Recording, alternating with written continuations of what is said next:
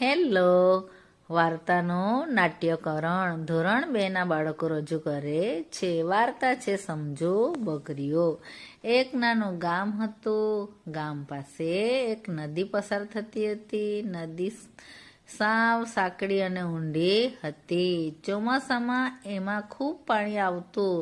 સામે કાંઠે જવા માટે લાકડાનો સાંકડો પુલ હતો. સામસામેથી બે કૂતરા આવ્યા અને વચ્ચે ઝઘડવા લાગ્યા.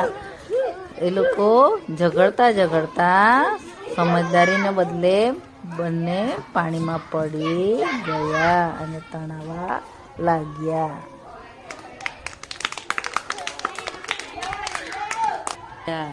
ત્યાર પછી એ જ પુલ પર બે બકરીઓ સામસામેથી આવી અને બકરીઓ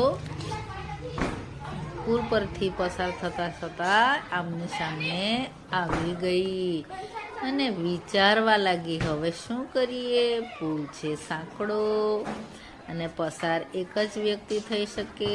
ચાલો તો એક બકરી પુલ પર સૂઈ ગઈ અને બીજી બકરી એના પરથી નીકળી ગઈ. છે ને બાળકો? સમજો બકરીઓ, કેવી સુંદર બકરીઓ સમજુ છે. ચાલો હવે ફરી પાછા કૂતરાઓ આવે છે. નાટ્યકરણ અમારું આગળ ચાલે છે. એ કૂતરાઓ શું કરે છે આપણે જોઈએ.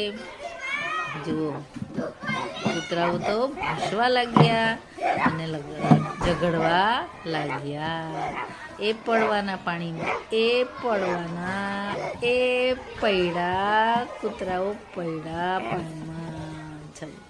ધબાક દઈને તણાવા લાગ્યા. હવે મારી બીજી બકરીઓ એટલે કે બકરા છે પણ બકરીઓનું પાત્ર ભજવે છે.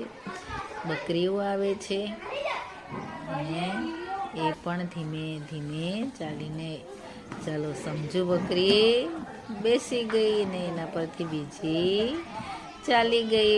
પુલ ઓળંગી દીધો. બંને બકરીઓ પોતાના સ્થળે પહોંચી ગઈ.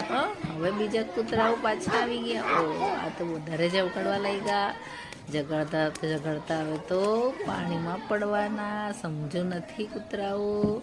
આપણે કૂતરાઓ જેવું નથી બનવું બાળ દોસ્તો. આપણે સમજુ બકરીઓ જેવું સમજદાર બનવાનું.